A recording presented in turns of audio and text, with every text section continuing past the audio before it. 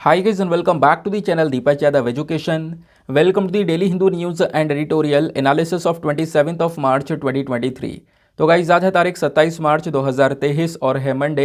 देखेंगे आज के द हिंदू कंप्लीट न्यूज़पेपर को एनालाइज करेंगे। बट लेक्चर में आगे बढ़ने से पहले अगर आप लोगों को इस लेक्चर का पीडीएफ चाहिए तो क्या करना है, सबसे पहले डाउनलोड करना है टेलीग्राम, देन उसके बाद जाके सर्च बॉक्स में टाइप करना Deepak Yadav education UPSC. As you can see guys आप लोगों को ये वाला चैनल मिल जाएगा, इस पर क्लिक करना और जाकर इस चैनल को ज्वाइन कर लेना। ज्वाइन करने से फ़ायदा क्या होगा, यहाँ पर डेली बेसिस पर लेक्चर का पीडीएफ मिल जाता है, डेली करंट अफेयर के वीडियो का पीडीएफ मिल जाता है और डेली बेसिस पर बहुत सारे डिजिटल नोट्स मिल जाते हैं। नाउ बढ़ते हैं आगे बढ़ने से पहले हमेशा की तरह हम लोग अपने लेक्चर को एक मैप के क्वेश्चन के साथ स्टार्ट करेंगे। तो आज आप सभी लोगों को मैप में जाकर देखना है तुर्कमेनिस्तान को, काफ़ी चर्चा में है, इसको अच्छे से मैप में देखना है। देन उसके बाद आकर नीचे कमेंट सेक्शन में टाइप करना, जिससे कि आप लोग इसको लंबे समय तक याद रख पाओगे। साथ ही साथ एक क्वेश्चन सॉल्व करेंगे जो कि यूपीएससी प्रीवियस ईयर साल 2020 के प्रीलिम्स में पूछा गया था। डेली बेसिस पर हम लोग यहाँ पर एक प्रीवियस ईयर क्वेश्चन को भी सॉल्व करते हैं। क्वेश्चन क्या बोलता है, एक टर्म है वेस्ट टेक्सास इंटरमीडिएट, ये कभी कभी न्यूज़ में देखने को मिलती है। ये टर्म किस चीज़ से रिलेटेड है ये आपको बताना है। Option A crude oil, option B bullion, option C rare earth elements या फिर ऑप्शन डी यूरेनियम। तो इसका सही आंसर आप सभी को नीचे कमेंट सेक्शन में देना है। एटलीस्ट सभी को इसमें पार्टिसिपेट करना है, जैसे मैं आप लोगों से डेली बेसिस पर बोलता हूं। बाय द वे इसका जो करेक्ट आंसर है वो मैंने आपको टेलीग्राम पर प्रोवाइड करवा दिया है, वहां से भी आप इसको चेकआउट कर सकते हो। और अगर वहां पर आंसर नहीं मिलता है तो भी कोई परेशान होने की ज़रूरत नहीं है, वीडियो के लास्ट में इसके करेक्ट आंसर का डिस्कशन हम लोग करेंगे। तो चलो शुभ आरंभ करते हैं और चलते हैं सबसे पहले थंबनेल वाले इंपॉर्टेंट आर्टिकल की तरफ। दोस्तों एक न्यूज़ आर्टिकल पब्लिश हो रहा है पिछले 2-3 दिनों से और बहुत ज़्यादा चर्चा हो रही है इसकी। आपके एग्जामिनेशन के लिए काफ़ी इंपॉर्टेंट होने वाला है, खासकर जीएस पेपर नंबर 1 ज्योग्राफी के पॉइंट ऑफ व्यू से। तो अभी वैसे आपको पता होगा कि हमारे पास में टोटल कितने कॉन्टिनेंट्स हैं, कितने महाद्वीप हैं। तो टोटल 7 कॉन्टिनेंट्स हैं, आप जानते हो। लेकिन रिसेंटली यहाँ पर 8वां कॉन्टिनेंट भी फाउंड किया गया है। इसके बारे में चर्चा तो बहुत लंबे समय पहले से हो रही है। क्या नाम है इसका नाम है जीलैंडिया। ठीक है, जीलैंडिया इंग्लिश में प्रोनाउंसिएशन है, हिंदी में जीलैंडिया के नाम से हम इसको जानते हैं। ये दुनिया का 8वां महाद्वीप है। लगभग 375 साल की तलाशी के बाद में यहाँ पर इसकी खोज हो पाई थी और फिर उसके बाद में इसके बारे में चर्चा बहुत ज़्यादा हुई है। अभी हुआ क्या है ना, ये जो महाद्वीप है ये अभी समुद्र के अंदर डूबा हुआ है। इसका काफ़ी बड़ा हिस्सा, लगभग कह सकते हो 94% जो हिस्सा है ना, ये अभी समुद्र के अंदर है। इस वजह से इसके बारे में कुछ ज़्यादा पता नहीं है।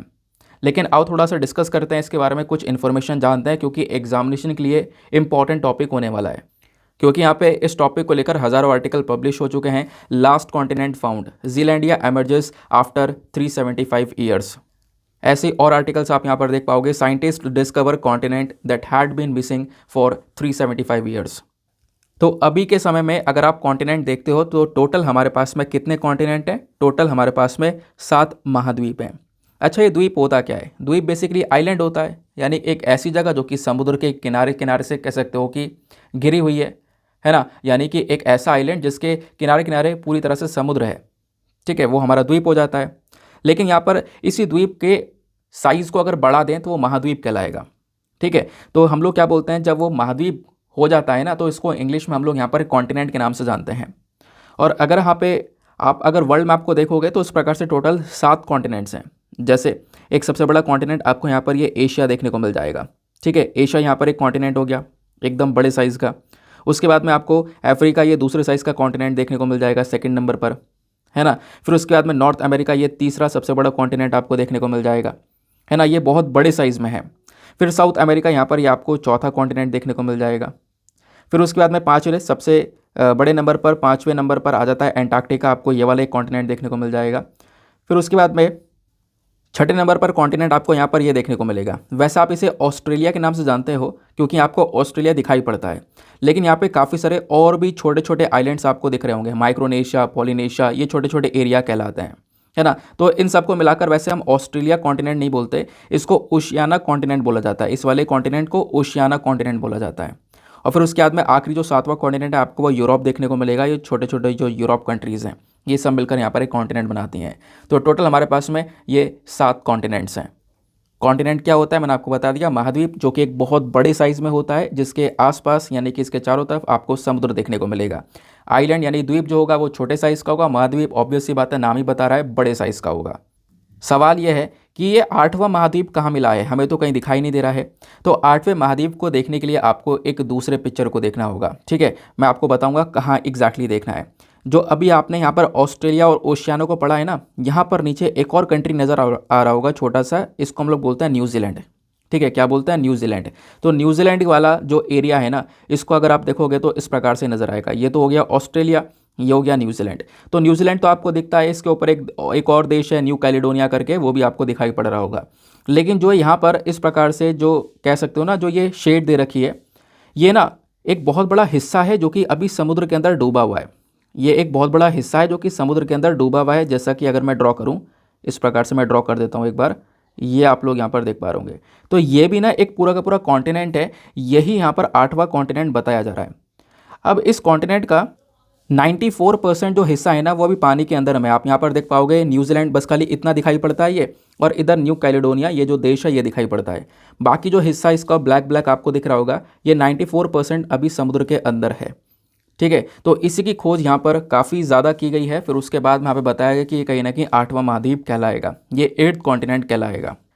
वैसा भी यहाँ पर बोला नहीं जाता है, लेकिन अगर हम साइंस की भाषा में देखें तो यहाँ पर वो इसको 8th कॉन्टिनेंट की तरह काउंट करते हैं, ठीक है। ये ऑस्ट्रेलिया हो गया, ये यहाँ पर आपको पूरा का पूरा एक जीलैंडिया कॉन्टिनेंट हो गया।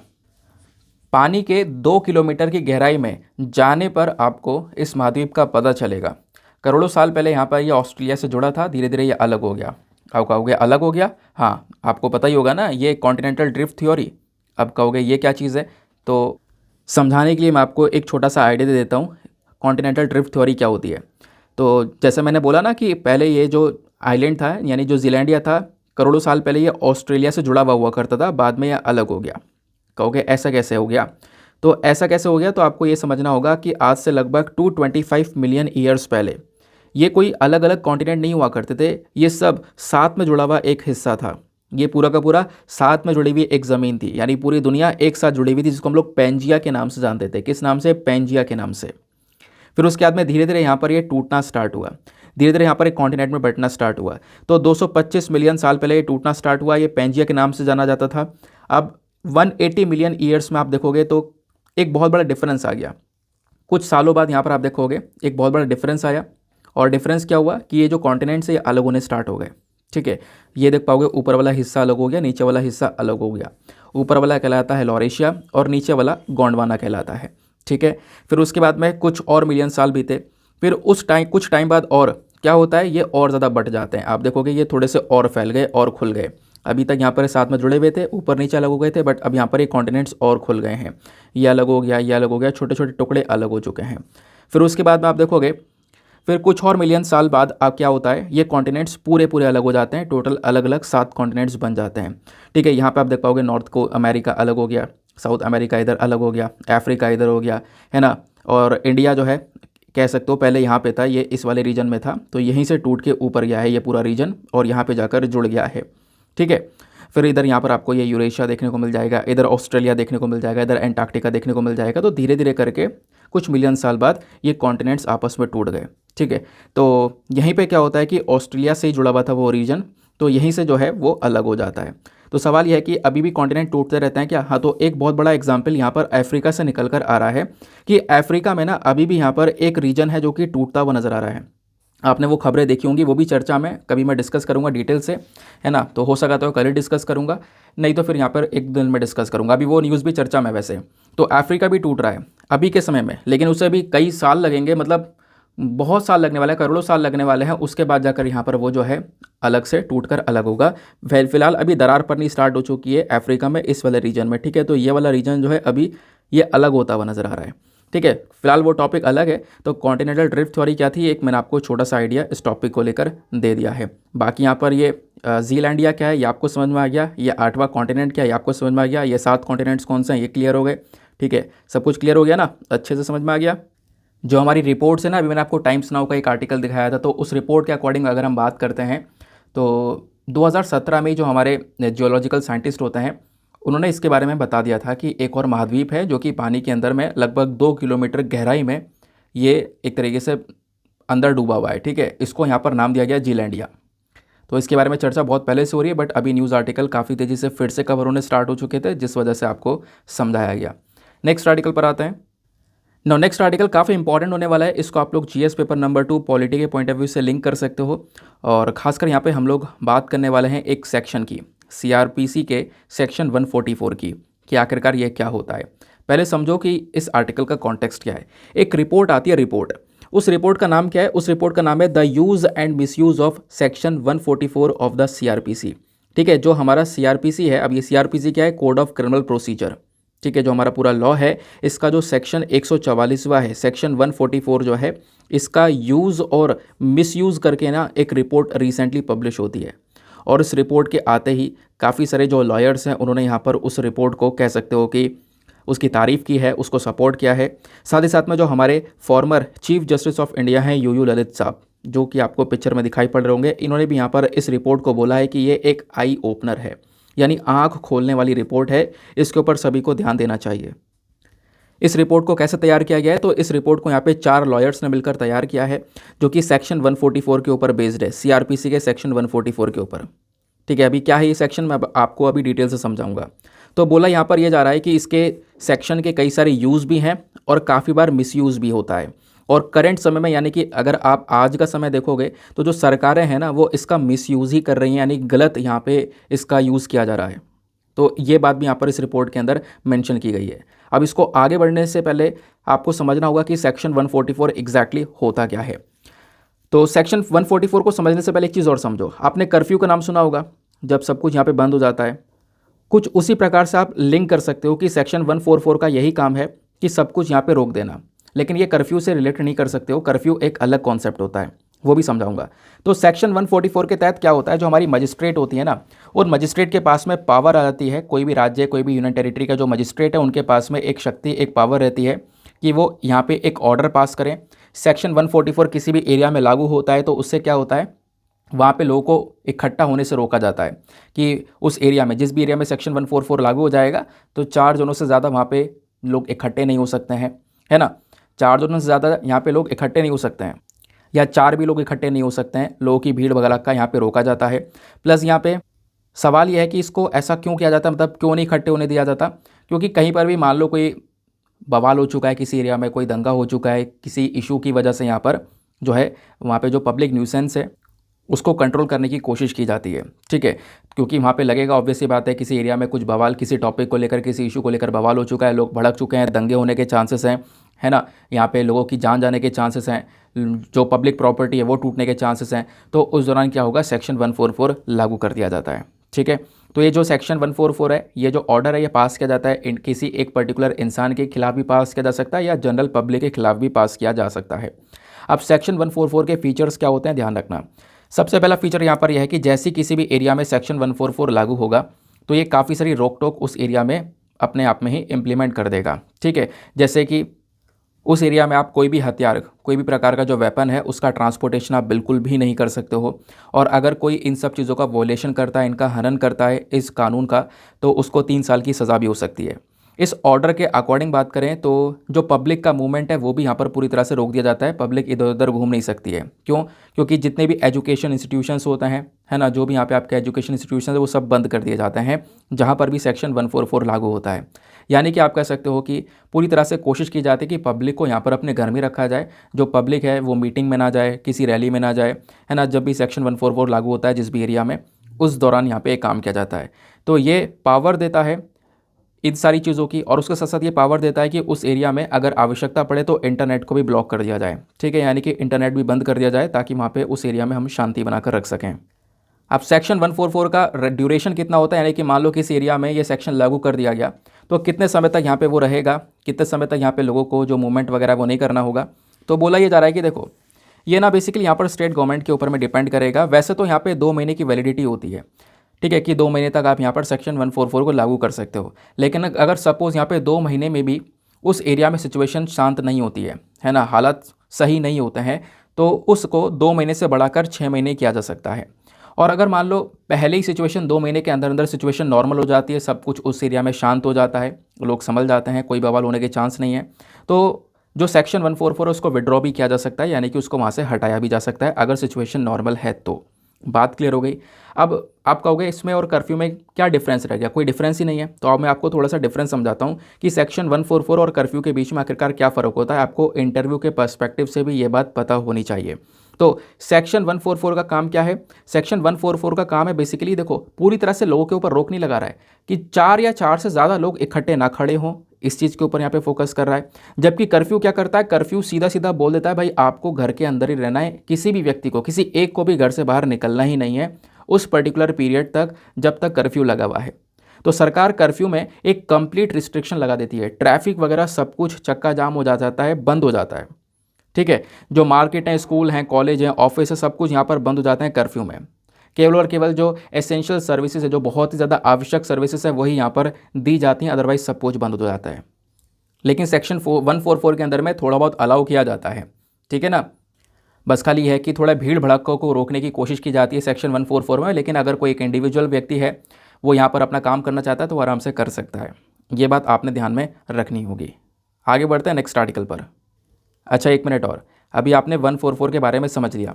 एग्जामिनेशन में आपसे वही चीज़ पूछी जाएगी जो आपको अभी बैकग्राउंड डेटा के तहत पढ़ाई गई है। अब इस रिपोर्ट का कहना यहाँ पर यह है कि जो सेक्शन 144 है ना, ये एक इमरजेंसी प्रोविज़न है।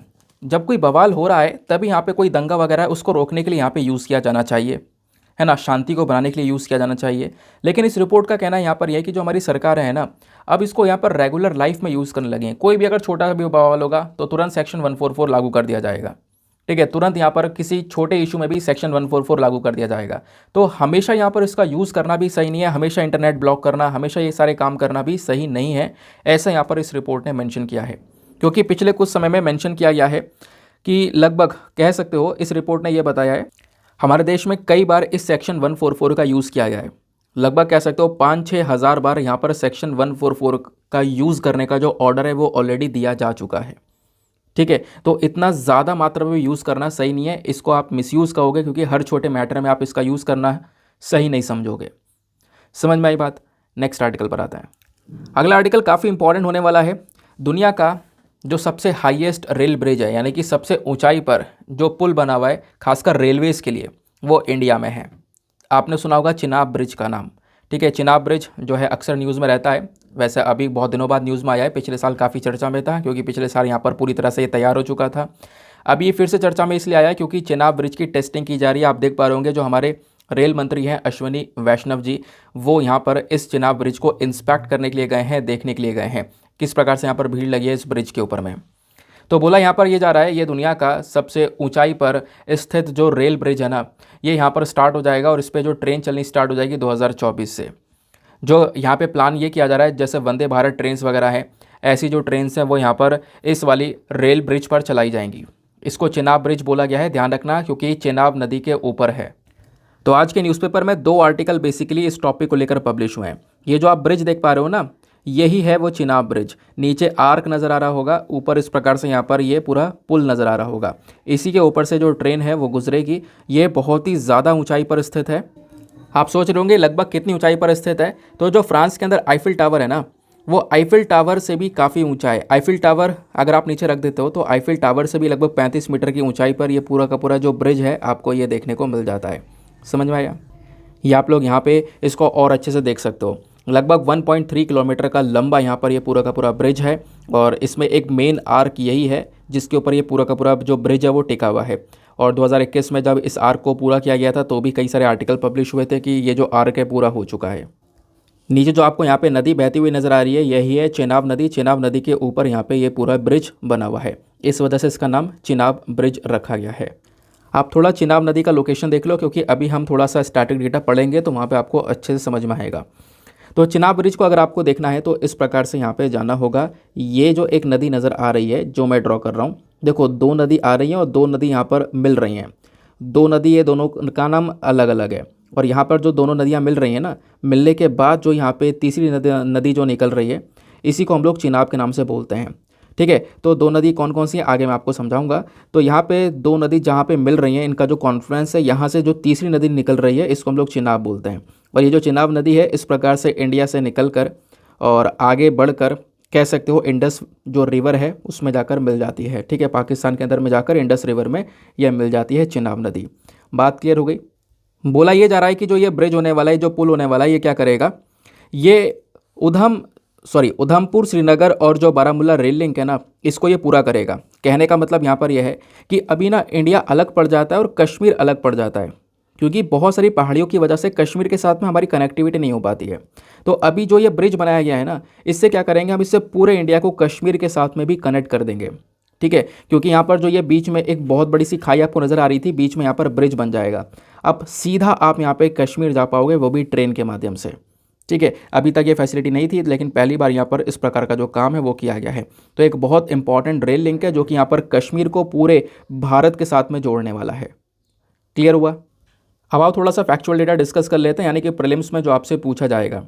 तो चिनाब ब्रिज के बारे में क्या क्या चीज़ें ध्यान रखनी है। सबसे पहले वनडे एग्जामिनेशन के लिए जो पॉइंट ध्यान रखना है वो ये है कि ये दुनिया का हाईएस्ट रेलवे ब्रिज है। ठीक है, ये उधमपुर श्रीनगर बारामूला रेल लिंक का ही हिस्सा है। ये पूरा एक प्रोजेक्ट है जहाँ पे हम उधमपुर श्रीनगर बारामूला को कनेक्ट कर रहे हैं, यानी जम्मू को कश्मीर से कनेक्ट कर रहे हैं। तो यहाँ पे ना इस पूरे प्रोजेक्ट का ही एक हिस्सा है ये पूरा का पूरा चिनाब ब्रिज का प्रोजेक्ट। ठीक है, इस प्रोजेक्ट को यहाँ पर एक नेशनल इंपॉर्टेंस के तौर पर डिक्लेयर कर दिया गया था मार्च 2002 में। ये जो ब्रिज है लगभग 1315 मीटर की ऊंचाई पर आपको ये देखने को मिल जाएगा। इसकी जो हाइट है वो काफ़ी ज़्यादा है, जैसे मैंने आपको बताया है। 1315 मीटर लंबाई में आपको देखने को मिल जाएगा। और यहाँ पे लगभग इसके नीचे जो नदी है ना, जो नदी बह रही है चिनाब नदी, उससे 359 मीटर्स की ऊंचाई पर इस ब्रिज को ये बनाया गया है। और ये पूरा ब्रिज यहाँ पर स्टील आर्क के ऊपर टिका हुआ है, जैसे मैंने आपको समझाया था। एक नीचे यहाँ पर स्टील आर्क है, उसके ऊपर ये पूरा का पूरा ब्रिज बना है। तो एक बहुत बड़ा आर्क बनाया गया है जो कि बहुत ज़्यादा मजबूत है, और कहीं ना कहीं यहाँ पर उसी के ऊपर ये पूरा का पूरा ब्रिज आपको देखने को मिलेगा। बोला यह जा रहा है कि हमारे सिविल इंजीनियरिंग के पूरे इतिहास में एक सबसे चैलेंजिंग प्रोजेक्ट था ये, जो कि ये पूरा किया गया है हाल ही में। ठीक है, अभी यहाँ पर इसको शुरू नहीं किया जाएगा, लेकिन अब इसकी जो टेस्टिंग है वो बहुत सारी टेस्टिंग होने वाली है। अब इस ब्रिज के अपने आप में कुछ यूनिक फीचर्स हैं, जैसे यहाँ पर इस ब्रिज को डिज़ाइन किया गया है इस तरीके से, इतनी मजबूती से, क्योंकि इतनी ऊंचाई पर है तो हवा भी तेज़ चलने वाली है, और कभी कभी हवा बहुत ही तेज़ चलती है। तो बोला यह जा रहा है कि लगभग 266 किलोमीटर, कितना, 266 किलोमीटर प्रति घंटे के हिसाब से भी अगर हवा चलती है, इतनी तेज़ हवा चलती है, तो भी यहाँ पर यह ब्रिज कहीं से भी टस से मस नहीं होने वाला, ये वहीं का वहीं खड़ा रहने वाला है। उसके बाद में यहाँ पे अगर कोई ब्लास्ट भी होता है ना, तो भी यहाँ पर कह सकते हो एक बॉम्ब ब्लास्ट को भी जो ये ब्रिज है यह हैंडल कर सकता है। फिर उसके बाद में अगर मान लो कोई भूकंप वगैरह आता है, क्योंकि वो पहाड़ी इलाका है, वो जोन 5 में आ रहा है, वो एरिया जोन 5 में आ रहा है, और वहाँ पे भूकंप अक्सर आते रहते हैं।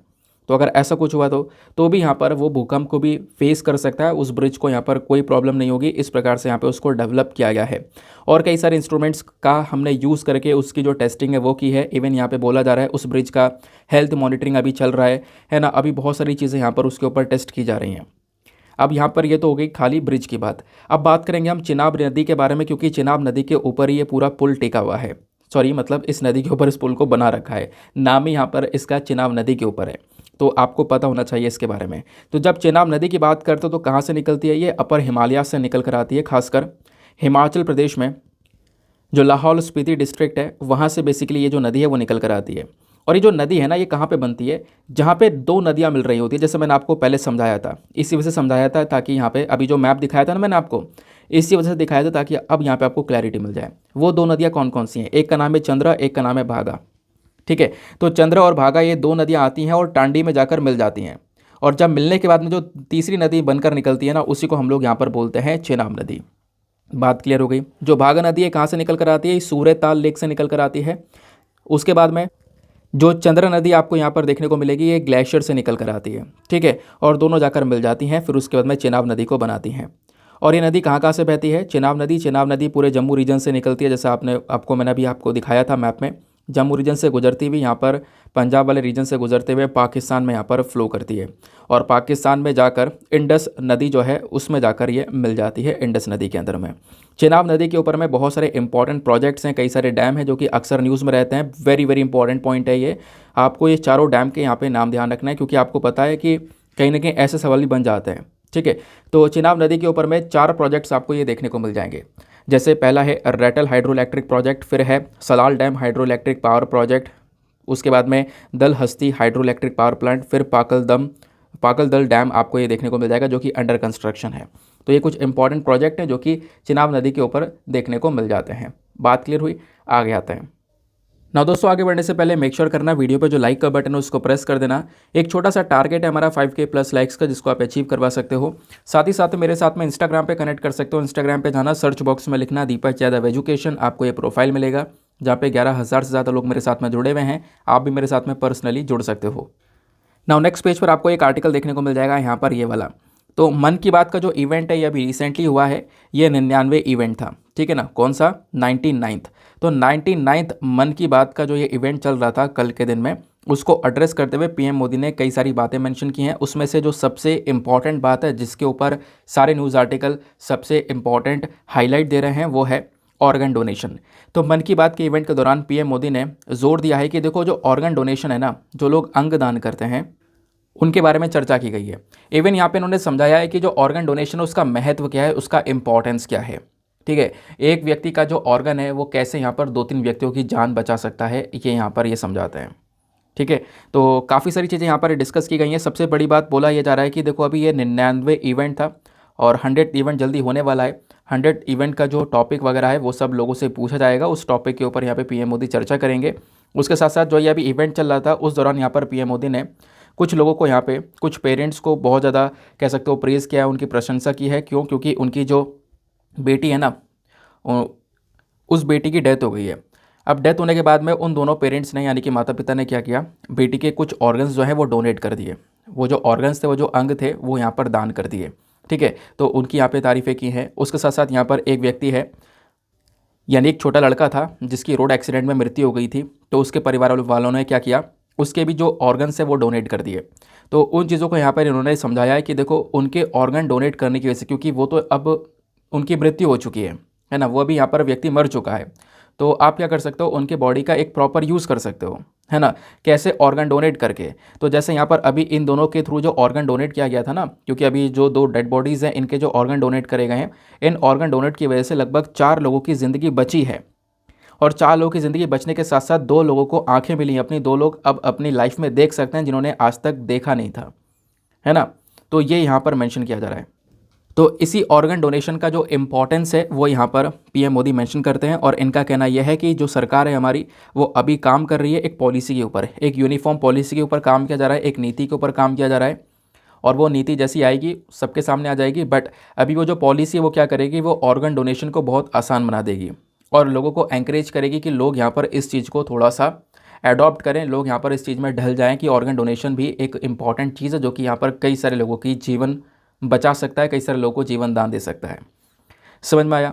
अब ऑर्गन डोनेशन के बारे में थोड़ा सा और डिटेल से चलेंगे, क्योंकि ये जो टॉपिक है ये ऑर्गन डोनेशन के टॉपिक को छेड़ चुका है। अब आपको पता होना चाहिए कि ऑर्गन डोनेशन कैसे किया जाता है, कब किया जाता है, प्लस हमारे देश में सिचुएशन क्या है ऑर्गन डोनेशन की। तो ये कुछ छोटे छोटे कॉन्सेप्ट्स हैं, ये ज़रूर से पता होना चाहिए। ये मैं इसलिए बता रहा हूँ क्योंकि हाल ही में ये आर्टिकल कवर भी हुआ था और रिसेंटली अभी रिपोर्ट आई थी ना, उसमें भी यहाँ पर ये चर्चा की गई थी। मतलब अभी जनवरी, फरवरी और इवन यहाँ पे अभी मार्च में, हम लोग मार्च में भी इस टॉपिक के बारे में चर्चा की जा रही है।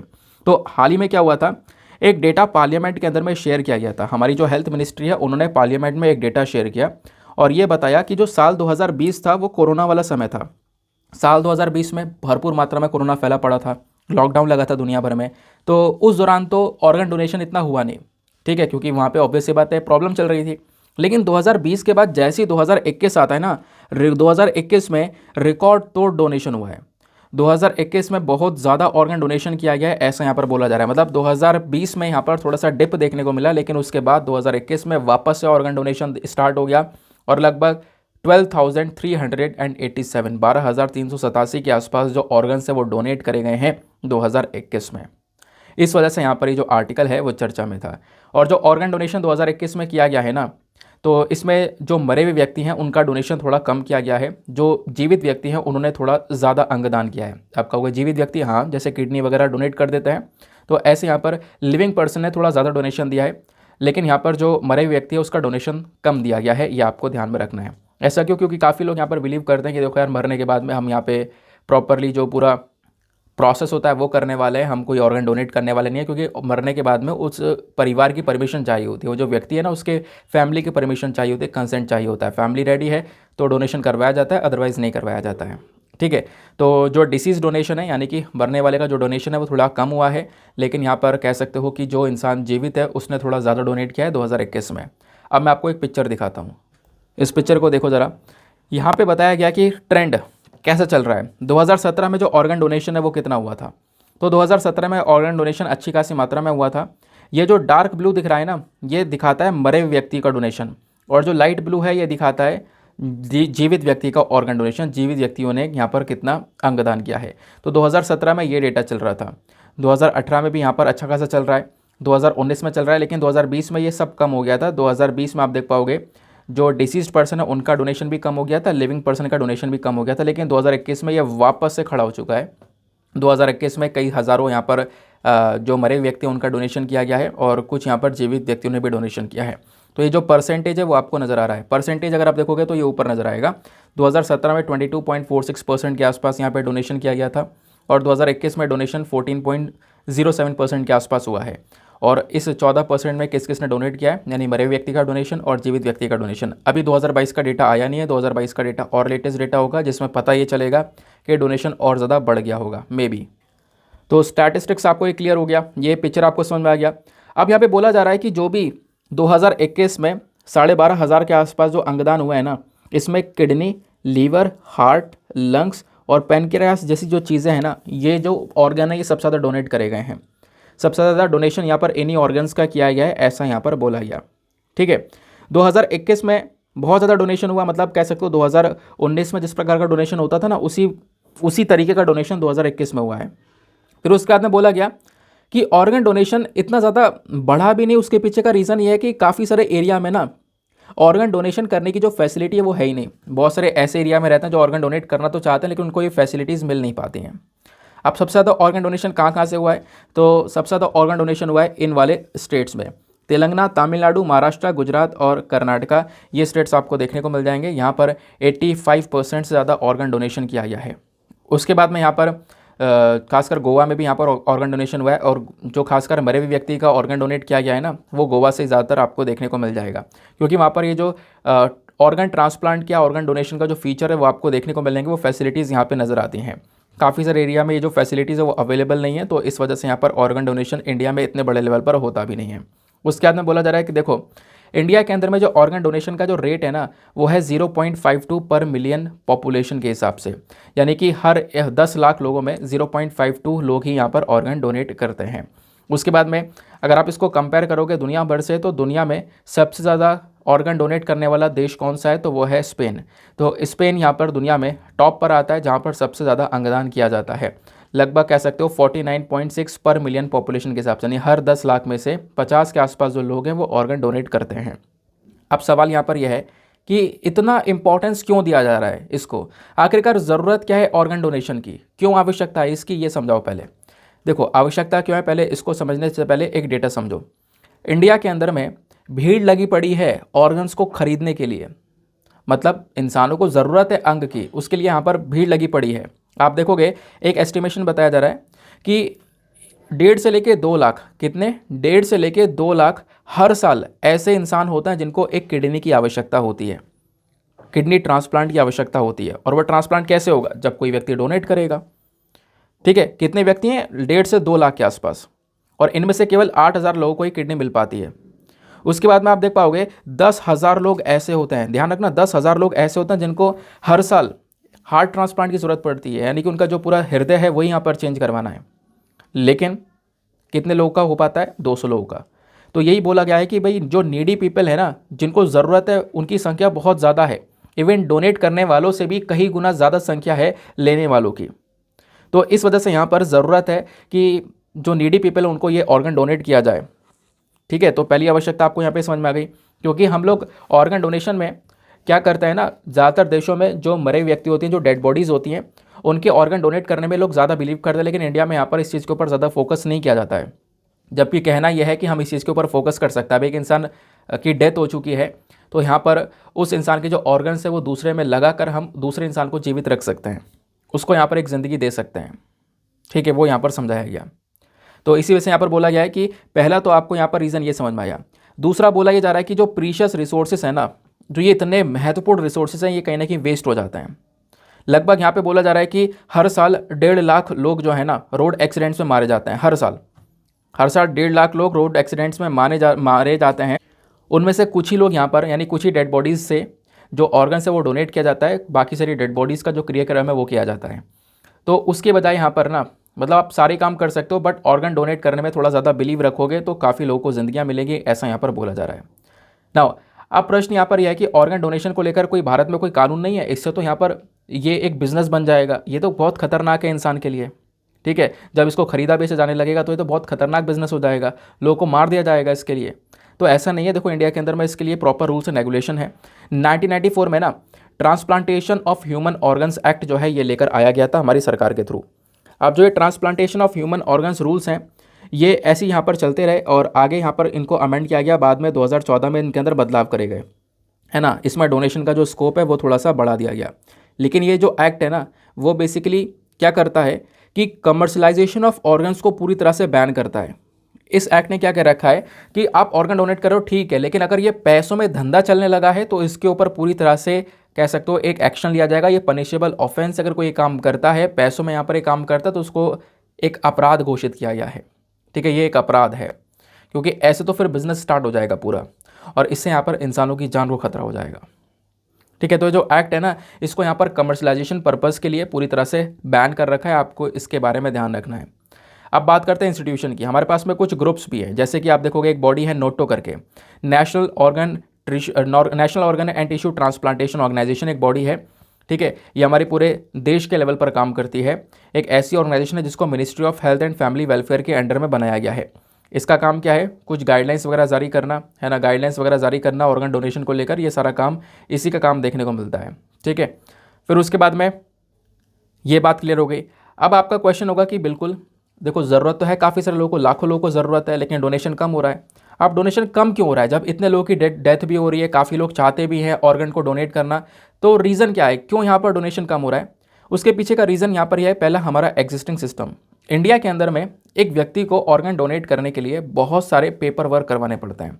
एक पर्सन को रजिस्टर करना पड़ेगा अलग अलग वेबसाइट्स के ऊपर में, अलग अलग डेटा में, अलग अलग बॉडी में, है ना। फिर उसके बाद में यहाँ पर ये ऑर्गन डोनेट हो पाता है। अब मान लो एक व्यक्ति की अगर मृत्यु हो जाती है, उसके ऑर्गन डोनेट करने हैं, तो उसके लिए एक प्रॉपर फैमिली का कंसेंट चाहिए होता है। अगर फैमिली का कंसेंट मिलेगा उसके बाद यहाँ पर ऑर्गन डोनेट किया जाएगा, अदरवाइज़ यहाँ पर नहीं किया जाएगा। और ज़्यादातर केसेस में जो फैमिली है वो मना ही कर देती है, ऐसा यहाँ पर देखने को मिला है, वो ऑर्गन डोनेट नहीं करना चाहते हैं। ठीक है, तो पहला रीज़न आपको ये देखने को मिल जाएगा। दूसरा रीज़न है अवेलेबिलिटी ऑफ ट्रांसप्लांट कोऑर्डिनेटर मतलब यहाँ पर यह है कि बहुत सारे ना मेडिकली क्वालिफाइड ट्रांसप्लांट कोऑर्डिनेटर की आवश्यकता होती है। ये लोग क्या करते हैं, ये मदद करते हैं ऑर्गन डोनेशन में। ये क्या करते हैं, ये पेशेंट के साथ में बातचीत भी करते हैं, समझाते हैं उनको यहाँ पर ये क्या प्रोसेस है, कैसे होना है, कैसे किया जा सकता है। लेकिन इंडिया में इन्हीं कोऑर्डिनेटर्स की बहुत ज़्यादा कमियां हैं। अब यही लोग नहीं है तो कैसे लोगों को समझाएंगे, कैसे पेशेंट्स को यहाँ पर इसके बारे में बताएंगे। तो अब जब इनकी कमियां है तो इसके चक्कर में ऑर्गन डोनेट नहीं हो पाता है। आखिरी जो रीज़न है वो है लेस अवेयरनेस।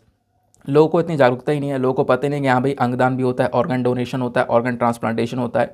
तो इस चक्कर में ना जागरूकता होने की वजह से भी ये जो कहीं ना कहीं ऑर्गन डोनेशन है ये इंडिया में थोड़ा सा कम लेवल पर यानी कि कम स्तर पर होता हुआ नज़र आ रहा है।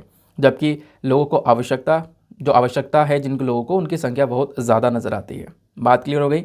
नेक्स्ट आर्टिकल पर आते हैं। तो हर एक आर्टिकल के रिगार्डिंग मैंने आपको एक स्टैटिक डेटा देने की कोशिश की है, क्योंकि वो एग्जामिनेशन के लिए बहुत इंपॉर्टेंट है। और ध्यान रखना, आपको पता न्यूज़पेपर में हम लोग केवल आर्टिकल पढ़ते हैं, उस आर्टिकल को आपको स्टैटिक से लिंक करना ही आना चाहिए, जैसे अभी हम कर रहे हैं। अभी आपको जो डेटा दे रहा हूँ अलग अलग से, वो ही आपको पढ़ना है, वहीं से एग्जामिनेशन में सवाल बनेंगे। और ध्यान रखना पीडीएफ से वो सारा डेटा आप डाउनलोड कर सकते हो, पीडीएफ टेलीग्राम से ज़रूर से डाउनलोड कर लेना। नाउ नेक्स्ट पेज पर आते हैं। यहाँ पर 2 आर्टिकल है, दोनों साइंस एंड टेक के पॉइंट ऑफ व्यू से इंपॉर्टेंट है। पहला आर्टिकल तो यह है, कल पूरे देश भर में इसी आर्टिकल के बारे में बहुत ज़्यादा चर्चा की गई है। क्या चर्चा की गई है? ISRO, that is Indian Space Research Organisation, Bharat का जो ये स्पेस एजेंसी है, इन्होंने 36 वन वेब सैटेलाइट्स को अभी ऑर्बिट में लॉन्च कर दिया है। ठीक है, तो इसरो का रॉकेट है LV-M3 करके, यहाँ पर इस रॉकेट का नाम है। इस रॉकेट ने अभी लो अर्थ ऑर्बिट में 36 वन वेब सैटेलाइट्स को लॉन्च किया है। वन वेब सैटेलाइट बेसिकली एक कंपनी है जो कि अपने सैटेलाइट्स को लॉन्च करवाती है, और अभी हाल ही में भारत से इसने सैटेलाइट्स को लॉन्च करवाने की शुरुआत की है। देखो इस आर्टिकल में बोला ये जा रहा है ना, इस कंपनी ने भारत की स्पेस एजेंसी इसरो को 1000 करोड़ रुपए में ये ऑर्डर दिया था कि आपको मैं 1000 करोड़ रुपए दूंगा, इस कंपनी ने बोला। आपको हमारी 72 सैटेलाइट्स लॉन्च करनी है। तो भारत ने यहाँ पर ये सैटेलाइट्स लॉन्च कर दी। तो आपको वेट, ये तो 36 ही लॉन्च की हैं। देखो 36 सैटेलाइट यहाँ पे हम पिछले साल ही लॉन्च कर चुके थे। इसरो ने 36 सैटेलाइट पिछले साल ही लॉन्च कर दी थी अक्टूबर के महीने में। अब बाकी बची हुई 36 है वो आज हम लोगों ने कल हम लोगों ने ऑलरेडी लॉन्च कर दी है। सवाल यहाँ पर यह है कि ये सैटेलाइट काम क्या करेंगी। देखो ये इंटरनेट सैटेलाइट्स हैं। आपने स्टारलिंक का नाम सुना है? कहोगे नहीं सुना है। काफ़ी लोगों ने सुना होगा, काफ़ी लोगों ने नहीं सुना होगा। मैं आपको बताता हूँ, पहले मैंने आपको पढ़ाया है। इलॉन मस्क का नाम तो सुना होगा। तो इलॉन मस्क की जो यहाँ पे कंपनी है ना स्पेस एक्स, वो क्या करते हैं, वो लोग भी यहाँ पर मतलब उनके पास में कैपेबिलिटीज़ हैं कि वो स्टारलिंक की जो सैटेलाइट वगैरह है वो लॉन्च करते हैं। ठीक है, तो स्टारलिंक ना एक इंटरनेट वाली सैटेलाइट है, यानी कि आपके फ़ोन में डायरेक्ट इंटरनेट, डायरेक्ट यहाँ पर नेट मिलेगा स्टारलिंक से, यानी सैटेलाइट से आपको डायरेक्ट नेट मिलेगा। हालांकि इसकी कॉस्ट ज़्यादा है। आप इंटरनेट पर अगर आप देखोगे तो 16-17 हज़ार रुपये प्रति महीना खर्चा है। तो कहोगे लेते होंगे यार जिनके पास में पैसा है। इंडिया में इंटरनेट ऑलरेडी सस्ता है, आपको पता ही है। अगर हम बात करते हैं स्टारलिंक की, तो स्टारलिंक आपको क्या करता है, सैटेलाइट के माध्यम से डायरेक्ट इंटरनेट देने का काम करता है। तो आप कहोगे इसका फ़ायदा क्या है? आप एक सिम लगा के तो नेट यूज़ कर सकते हो। 16,000 रुपये महीने खर्चने से अच्छा ये है कि हम कुछ ही रुपए में यहाँ पर आराम से यूज़ कर सकते हैं इसको। 16,000 रुपये महीने में हमारा पूरे साल का नेट चल जाएगा, ऑब्वियस सी बात है, और हाई क्वालिटी का नेट चलेगा। तो कहोगे बात तो ठीक है, लेकिन थोड़ा सा फ़र्क है। जो आप घर में नेट यूज़ कर रहे हो ना, वो ऑप्टिकल फाइबर वाला केबल वाला इंटरनेट यूज़ किया जा रहा है। आपके नेटवर्क आ रहे हैं, ठीक है। आपका सिम अगर यूज़ करो, सिम से आप इंटरनेट यूज़ करो, तो आपके घर में नेट आ रहा है। आप जिस एरिया में हो टावर लगा हुआ है वहाँ पर इंटरनेट आ रहा है। आप अगर पहाड़ी इलाके में चले जाओ, किसी आइलैंड पर चले जाओ, कहीं पर भी चले जाओ, समुद्र में चले जाओ, है ना, अगर घूमने चले जाओ, तो वहाँ पर आपके टावर गायब, यानी इंटरनेट नहीं चलेगा। लेकिन स्टारलिंक यानी कि जो ये सैटेलाइट से डायरेक्ट इंटरनेट मिल रहा है, ये डायरेक्ट ही आ रहा है इंटरनेट, और ये कहीं पर भी चलेगा और हाई स्पीड इंटरनेट चलेगा कहीं पर भी। ठीक है, चाहे आप किसी आइलैंड में हो, चाहे आप कहीं किसी पहाड़ी इलाके में हो, चाहे कहीं पर भी हो, आपको एक प्रॉपर इंटरनेट की कनेक्टिविटी यहाँ पर स्टारलिंक के माध्यम से मिल जाएगी। तो क्या ये वैसी सैटेलाइट है? हाँ बिल्कुल, ये उसी प्रकार के सैटेलाइट हैं जो अभी यहाँ पर 36 सैटेलाइट इसरो ने लॉन्च किए हैं। क्योंकि जो वनवेब सैटेलाइट कंपनी है ना, ये किससे लॉन्च करवाती थी? अभी तक रशिया से सैटेलाइट को लॉन्च करवाती थी, क्योंकि इसके कई सारे सैटेलाइट ऑलरेडी यहाँ पे अंतरिक्ष में घूम रहे हैं। लेकिन अभी रशिया यूक्रेन वॉर की वजह से यहाँ पर थोड़े रिलेशंस वगैरह ख़राब हुए, उसके चक्कर में वनवेब सैटेलाइट ने इसरो को चूज़ किया कि अब हम इसरो से लॉन्च करवाएंगे।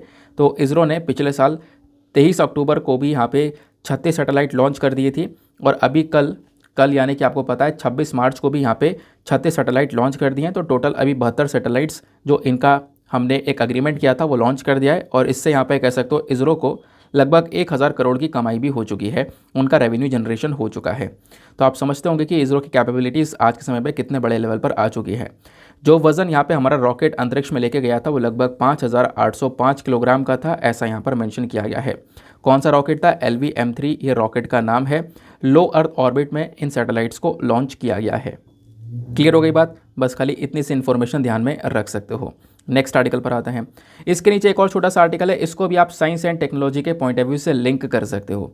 अभी हम लोग गगनयान मिशन को करने वाले हैं लॉन्च, सही है? कहोगे हाँ बिल्कुल पढ़ा था हमने। अब क्या है ना, गगनयान मिशन को लॉन्च करने के लिए ऑब्वियस ही बात है अंतरिक्ष में हमें जो एस्ट्रोनॉट्स उनको भेजना है, तो एस्ट्रोनॉट्स होने भी तो चाहिए। तो हमने कुछ एस्ट्रोनॉट्स को सेलेक्ट किया है। 4 एस्ट्रोनॉट्स हैं, 4 लोग हैं जिनको हम अंतरिक्ष में भेजने वाले हैं इस गगनयान मिशन के माध्यम से। अच्छा, तो ये आर्टिकल क्यों लिखा है? आर्टिकल इसलिए लिखा गया है क्योंकि उन लोगों की जो पहली सेमेस्टर की ट्रेनिंग है वो पूरी हो चुकी है, क्योंकि ऐसे स्पेस में थोड़ी ना भेजा जा सकता है, उनको एक प्रॉपर ट्रेनिंग देकर भेजा जाएगा। तो पहली जो ट्रेनिंग है वो यहाँ पर पूरी हो चुकी है। उनको यहाँ पर इसरो ने लगभग 218 लेक्चर प्रोवाइड करवाए, 75 फिजिकल ट्रेनिंग प्रोवाइड करवाई हैं, काफ़ी घंटे अलग अलग मेडिकल फिजिकल ट्रेनिंग चली हैं। तो वो यहाँ पर आपके एग्जामिनेशन के लिए इंपॉर्टेंट नहीं है। इंपॉर्टेंट जो है वो है गगनयान मिशन। तो गगनयान मिशन जल्द ही लॉन्च किया जाएगा और उसके माध्यम से 4 एस्ट्रोनॉट्स को अंतरिक्ष में भेजा जाएगा। आओ समझते हैं क्या है गगनयान मिशन। दोस्तों मैं बहुत ही सरल शब्दों में आपको गगनयान मिशन को समझाने वाला हूँ। बहुत ही मतलब कह सकते हो ना, जितना आसान हो सकता है उतने आसान शब्दों में आपको ये थोड़ी टेक्निकल भाषा समझा दूंगा। तो यहाँ पे क्या होगा ना, गगनयान मिशन में हम ये जो रॉकेट है GSLV Mark 3 रॉकेट ये यूज़ करने वाले हैं। अब क्या होगा, इसमें 4 लोगों को बैठाया जाएगा। रॉकेट में जो काम की चीज़ होती है वो ये वाली होती है, अगर हमें कोई सैटेलाइट भी लॉन्च करना है तो हम सैटेलाइट यहाँ पे रख के लॉन्च करते हैं। ये पूरा का पूरा जो रॉकेट का सिस्टम होता है बूस्टर कहलाता है, ये हमारे इस पूरे हिस्से को अंतरिक्ष में ले जाने में मदद करता है। तो अभी जो 4 लोग जाएंगे बैठ के, वो कहाँ पे बैठेंगे? यहाँ बैठेंगे। कहोगे कैसे बैठेंगे? तो यहाँ पे आप देख पा रहे होंगे अंदर ना एक बॉक्स सा लगा हुआ है, वो बॉक्स ऐसा दिखाई पड़ता है, ठीक है, वो बॉक्स ऐसा दिखाई पड़ता है। इसी को यहाँ पर बोला जाता है क्रू मॉड्यूल, ठीक है, इसको बोला जाता है क्रू मॉड्यूल। इसके नीचे जो यहाँ पर एक कह सकते हो एक और बॉक्स लगा हुआ है, इसको हम लोग बोलते हैं सर्विस मॉड्यूल, ठीक है। तो क्रू मॉड्यूल, सर्विस मॉड्यूल, ये दोनों हिस्से हैं। तो इस वाले चैम्बर में ना ये 4 लोग जो है बैठेंगे, और इन 4 लोगों को बैठाने के बाद में ये चैम्बर, ये जो बॉक्स है, इसमें इस प्रकार से रॉकेट में रखा जाएगा और ये रॉकेट यहाँ पे अंतरिक्ष में जाएगा, ठीक है। तो पहले तो आपको पता होना चाहिए कि ऐसे हम लोग यहाँ पर इस मिशन को लॉन्च नहीं करने वाले हैं। गगनयान मिशन को लॉन्च करने से पहले 2 बार टेस्टिंग होगी। एक बार खाली मिशन जाएगा, दूसरी बार में एक रोबोट भेजेंगे जिसका नाम व्योमित्रा है, ये रोबोट आपको दिख रहा होगा, है ना, इस रोबोट को बैठाकर भेजा जाएगा। तीसरी बार में हम इंसान को भेजने वाले हैं 4 लोगों को। सवाल यह है कि अंतरिक्ष में जाकर करेंगे क्या? 5 से 7 दिन अंतरिक्ष में रुक कर ये नीचे उतरने वाले हैं। कहोगे ऐसे कैसे? समझते हैं। देखो ये वाला जो पिक्चर है ना, बेस्ट पिक्चर है इस चीज़ को समझने के लिए। अब होगा क्या, देखो मान लो यहाँ पे हम लोगों को अब भेजना है अंतरिक्ष में इन 4 लोगों को। किस रॉकेट से भेज रहे हैं? GSLV Mark 3 रॉकेट से यहाँ पर इन चारों लोगों को भेजा जा रहा है, ठीक है। ये GSLV Mark 3 रॉकेट श्रीहरिकोटा से रिलीज़ होगा, निकलेगा और 16 मिनट में ये ऑर्बिट तक पहुँच जाएगा। 16 मिनट में ऑर्बिट पर पहुँच जाएगा। ऑर्बिट पर पहुँचने के बाद में ये जो रॉकेट है पूरा, इस रॉकेट में जो हमने बॉक्स रखा था जिसमें ये 4 लोग बैठे हैं, ये रॉकेट क्या करेगा, उस बॉक्स को ऊपर छोड़ देगा। ये बॉक्स अलग हो जाएगा, रॉकेट अलग हो जाएगा। तो ये बॉक्स में मैंने आपको बताया था एक सर्विस मॉड्यूल है, एक दूसरा क्रू मॉड्यूल है। तो क्रू मॉड्यूल में लोग बैठे हुए, नीचे सर्विस मॉड्यूल है, उसके नीचे से यहाँ पर पावर निकलेगी और उसके माध्यम से वो जो बॉक्स है वो ऊपर रह सकेगा, ठीक है। वो जो बॉक्स है ऊपर अंतरिक्ष में रुक सकेगा, ठीक है। तो यहाँ पर ये लॉन्च हुआ, ये बॉक्स अंतरिक्ष में गया और इस प्रकार से ऐसे घूमता घूमता 5 से 7 दिन लगेंगे और 5 से 7 दिन तक यहाँ पर ये अंतरिक्ष में रहेगा। फिर उसके बाद में नीचे गिरना स्टार्ट होगा। जब ये नीचे गिरना स्टार्ट होगा तो इसका यहाँ पर जो दूसरा सर्विस मॉड्यूल है वो अलग हो जाएगा, क्रू मॉड्यूल अलग हो जाएगा। अब क्रू मॉड्यूल यहाँ पर इसका नीचे गिरने लगेगा और नीचे गिर जाएगा, सब उतर जाएंगे। आप सोचोगे कि ऐसे गिर जाएगा तो सब मर जाएंगे, हाँ, लेकिन क्या होगा ना, जब ये गिरेगा ना नीचे धीरे धीरे, तो फिर इसकी जो स्पीड है उसको कंट्रोल किया जाएगा। कैसे किया जाएगा? जब ये नीचे गिरेगा तो इसमें पैराशूट ओपन कर दी जाएंगे, क्योंकि इसके अंदर पैराशूट का ऑप्शन भी है, पैराशूट लगाया जाएगा। तो जब ये बॉक्स गिरेगा तो पैराशूट ओपन हो जाएंगे, पैराशूट ओपन हो जाएंगे तो इसकी स्पीड कंट्रोल हो जाएगी, धीरे धीरे धीरे करके ये अरेबियन सी में उतर जाएगा और फिर उसके बाद यहाँ पर ये 4 लोग उतर जाएंगे, ठीक है। तो इस प्रकार से 5 से 7 दिन स्पेस में रुककर आने वाले हैं गगनयान मिशन के माध्यम से। इसकी जो कॉस्ट है 10,000 करोड़ रुपए की कॉस्ट होने वाली है। और अगर इंडिया इसमें सक्सेसफुल हो जाता है, जो कि होगा ही होगा, तो इसके साथ हम लोग यहाँ पर 4th नेशन बन जाएंगे जो कि इस प्रकार से काम कर रहे होंगे। तो अभी दुनिया में ये काम करने वाला 3 देश ऑलरेडी हैं, US है, रशिया है, चाइना, जो कि ऑलरेडी ये काम कर चुके हैं। हम यहाँ पर चौथी कंट्री इस लिस्ट में ऐड हो जाएंगे, जो कि गगनयान मिशन के माध्यम से अपना नाम इस लिस्ट में ऐड कर कर लेकर आएंगे, ठीक है। तो आई होप गाइस आपको गगनयान मिशन के बारे में सारी चीज़ें समझ में आ चुकी हैं। नेक्स्ट आर्टिकल पर आते हैं ना दोस्तों, आते हैं एडिटोरियल डिस्कशन पे। आज हमारे पास में 2 इंपॉर्टेंट इश्यूज़ है जिसको हम बहुत डिटेल से डिस्कस करने वाले हैं। एक तो हमारे पास में डेटा पॉइंट है जो कि बात करता है इंटरनेट शटडाउन्स के बारे में, ठीक है। भारत में इंटरनेट शटडाउन्स की जो संख्या है वो बहुत ज़्यादा देखने को मिली है। भारत ने इस रिपोर्ट के अंदर में टॉप कर लिया है। 2022 में इंडिया टॉप पर है, इंडिया टॉप पर है 2022 में, जिसने सबसे ज़्यादा इंटरनेट शटडाउन करे हैं। इसको डिस्कस करेंगे। फिर उसके बाद में दूसरा एडिटोरियल हमारे पास में यह है जो कि अंडरस्टैंड IMF बेल आउट करके यहाँ पर दिया गया है, जहाँ पे हम समझेंगे इंटरनेशनल मॉनेटरी फंड का जो बेल आउट पैकेज है वो क्या है, किस प्रकार से यहाँ पर श्रीलंका को सपोर्ट प्रोवाइड करवा रहा है। तो एक फैक्चुअल डेटा मैं आपको यहाँ पर देने वाला हूँ। लेकिन आपको पता होगा हमेशा हम एडिटोरियल डिस्कशन के साथ साथ एक मेंस का क्वेश्चन भी लेते हैं। तो आज का मेंस का क्वेश्चन आपका ऑर्गन डोनेशन को लेकर है। ऑर्गन डोनेशन के बारे में अभी आपने पढ़ा, डिटेल से समझा, है ना। अगर आप यहाँ पे डायरेक्ट आ चुके तो मैं आपको बता दूँ, अभी मैं थोड़ी देर पहले ऑर्गन डोनेशन का आर्टिकल पढ़ा चुका हूँ। तो उसके बेसिस पर आज का जो मेंस का क्वेश्चन आपको अटेम्प्ट करना है। क्वेश्चन क्या बोलता है, ऑर्गन डोनेशन जो नंबर है 2021 में, ये थोड़ा सा ज़्यादा रहा है। पिछले 5 साल में आप देखोगे तो 2021 में अच्छा खासा ऑर्गन डोनेशन हुआ। लेकिन जो मृतक दान होता है यहाँ, है ना, जो मृतक दान यानी कि जो मरे व्यक्ति का ऑर्गन डोनेशन जो होता है ना, ये अभी भी बहुत कम है, ये अभी भी यहाँ पर कॉमन नहीं है। तो इस स्टेटमेंट को देखते हुए आपको डिस्कस करना है कि हम क्या क्या कदम जो है वो ले सकते हैं ताकि जो डिसीज़ डोनेशन है, यानी कि जो मृतक दान है, जो मरे हुए व्यक्ति का ऑर्गन डोनेशन है, इसके स्तर को हम थोड़ा सा इंप्रूव कर सकें, इसके स्तर को इंडिया में थोड़ा सा बढ़ा सकें। तो उसके लिए क्या क्या हमें करना चाहिए ये आपको समझाना है डिटेल से। मैं हिंदी में भी रीड कर देता हूँ कि 2021 में अंगदान की जो संख्या है वो पिछले 5 वर्षों में सबसे अधिक थी। लेकिन मृतक दान ज़रूरतों को पूरा करने की कुंजी है और अभी भी यहाँ पे आम नहीं है ये मामला। तो इस कथन के आलोक में भारत में मृतक दान की दर में सुधार के लिए उठाए जाने वाले कौन से कदम हो सकते हैं, उसकी चर्चा आपको करनी है 250 शब्दों में।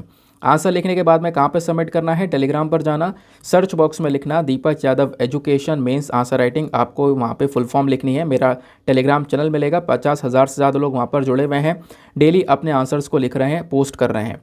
आप भी अपने आंसर्स को लिखकर जब सबमिट करोगे ना, तो एक छोटा सा काम करना है, एटलीस्ट सभी लोगों को 2-2 आंसर्स रिव्यू करने हैं। जब आप सभी लोग 2-2 आंसर्स को रिव्यू करोगे तो बहुत सारे फ़ायदे होंगे, आपको भी सामने वाले को भी। आपको कुछ इंपॉर्टेंट पॉइंट्स मिलेंगे जो कि आप अपने नोट्स में इंक्लूड कर सकोगे। सामने वाले के आंसर में अगर कोई मिस्टेक है तो आप उनको बता सकोगे कि यहाँ पर आपको एक इम्प्रूवमेंट की आवश्यकता है। तो इस प्रकार से पूरा कोऑपरेटिव वे में वो ग्रुप चल रहा है, आप उसका हिस्सा ज़रूर बने। चलो आते हैं अपने एडिटोरियल पर। ये एडिटोरियल बहुत इंपॉर्टेंट है, ध्यान रखना, आपसे एग्जामिनेशन में क्वेश्चन बन सकता है। इंटरनेट शटडाउन के बारे में डिस्कशन करेंगे और खासकर इंटरव्यू के लिए भी बहुत इंपॉर्टेंट है। और आपने देखा होगा, मतलब चलो अब वो थोड़ा लंबा टॉपिक हो जाएगा, अभी फ़िलहाल हम टॉपिक पर आते हैं। तो हुआ क्या है, पहले हम इसको समझते हैं। तो रिसेंटली ना एक रिपोर्ट आती है एक्सेस नाउ करके, एक्सेस नाउ और कीप इट ऑन करके यहाँ पर एक रिपोर्ट जो है ये पब्लिश करते हैं। उस रिपोर्ट में समझाया गया कि दुनिया में कौन कौन से देश हैं जहाँ पर सबसे ज़्यादा इंटरनेट शटडाउन हुए हैं, यानी कि कौन कौन से देश जहाँ पर बार बार इंटरनेट को बंद किया गया है। अब इंटरनेट बंद क्यों किया जाता है, जब कोई बवाल हो रहा हो किसी देश में, किसी एरिया में, तब उस एरिया में इंटरनेट बंद कर दिया जाता है। एग्जाम्पल देता हूँ, लाइव एग्जाम्पल।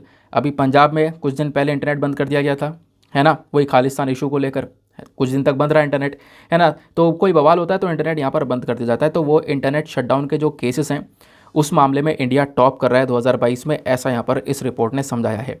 और इंडिया को 5 साल हो गए हैं लगातार टॉप करते करते इस रिपोर्ट में, कि भारत में हर बार 5 साल हो चुके हैं लगातार इंडिया में सबसे ज़्यादा इंटरनेट शटडाउन्स हो रहे हैं। पहले यहाँ पर इस रिपोर्ट ने दुनिया भर का सिनेरियो डिस्कस किया है कि दुनिया में क्या चल रहा है।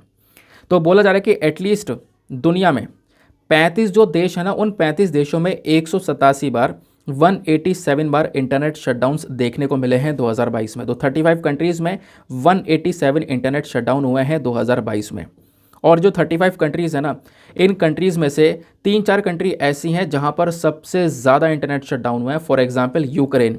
तो कहोगे अभी तो आप इंडिया की बात कर रहे थे, हाँ अभी इंडिया की हम स्पेशल बात करेंगे, यूक्रेन से भी ऊपर इंडिया है। लेकिन अभी यहाँ पर ध्यान रखना यूक्रेन, क्योंकि यूक्रेन में वॉर चला। यूक्रेन में आप देख पाओगे लगभग 22 शटडाउन देखने को मिला है, 22 बार इंटरनेट बंद किया गया है 2022 में।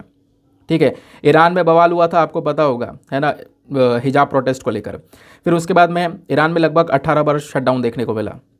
फिर उसके बाद म्यांमार में तो हालत ख़राब ही है, आर्मी ने सारी सत्ता पकड़ रखी है। तो म्यांमार में भी कई बार इंटरनेट शटडाउन हुआ है। इवन यहाँ पर म्यांमार में ऐसी हालत देखने को मिली है 2022 में कि लोगों ने 500 दिन तक इंटरनेट का मुंह ही नहीं देखा। लोगों को यहाँ पे 500 दिन तक इंटरनेट नहीं मिल पाया है। और ये देश तो हो गए अलग जहाँ पे इंटरनेट बार बार बंद किया गया है। उसके अलावा 2022 के अंत तक आते आते अफ्रीका के कुछ देश जैसे तिग्रे हो गया, इथियोपिया हो गया, ये अफ्रीकन कंट्रीज़ हैं, यहाँ पर 2-2 साल से ज़्यादा हो चुका है इंटरनेट बंद पड़ा है, इंटरनेट डिसकनेक्टेड है। ठीक है, तो ये दुनिया के हालात हैं इंटरनेट शटडाउन्स के मामले में। अब बात करते हैं स्पेशली भारत को लेकर, इंडिया का सिनेरियो क्या है। साल 2022 में जो इंटरनेट शटडाउन है ये इंडिया में काफ़ी ज़्यादा हुआ। लगभग जम्मू एंड कश्मीर में 49 बार, लमसम कह सकते हो 50 बार जो इंटरनेट है वो बंद किया गया है जम्मू कश्मीर में।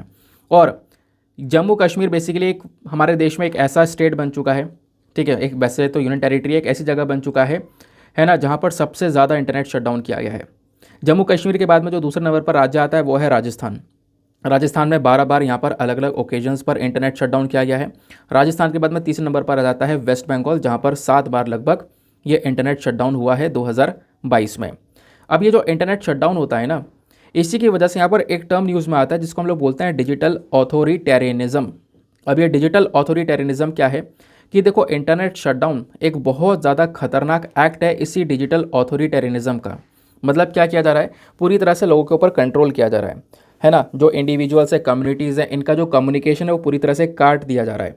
लोगों के पास में जो राइट्स हैं, जो हक हैं, वो यहाँ पर छीन लिए जा रहे हैं और उनके राइट्स का वायलेशन हो रहा है, ऐसा यहाँ पर मेंशन किया गया। ठीक है, फिर उसके बाद में सवाल यहाँ पर यह है कि जो ये शटडाउन हो रहे हैं इसके पीछे का कारण क्या है। 2022 में जो भारत में शटडाउन हुआ उसके पीछे कई सारे कारण हैं। कई जगह पर प्रोटेस्ट चल रहा था, प्रदर्शन चल रहा था अलग अलग मामलों को लेकर, तो यहाँ पे कई बार इंटरनेट बंद करे गए। कई बार काफ़ी लड़ाइयाँ हुई हैं, उसके चक्कर में, स्कूल एग्ज़ाम्स के चक्कर में या इलेक्शंस के चक्कर में भी इंटरनेट को शट डाउन किया गया है। अब सर सवाल ये आ जाता है कि आखिरकार इंटरनेट शटडाउन क्या है, तो ऑलरेडी हम अभी कवर ही कर चुके हैं। इंटरनेट शटडाउन का मतलब यहाँ पर है कि इंटरनेट को कुछ समय के लिए बंद कर देना, आपका जो कम्युनिकेशन वगैरह है वो पूरी तरह से रुक जाता है। समझ में आई बात? आप किसी के साथ में कांटेक्ट वगैरह नहीं कर सकते हो। अच्छा, इसका कोई इम्पैक्ट पड़ता है?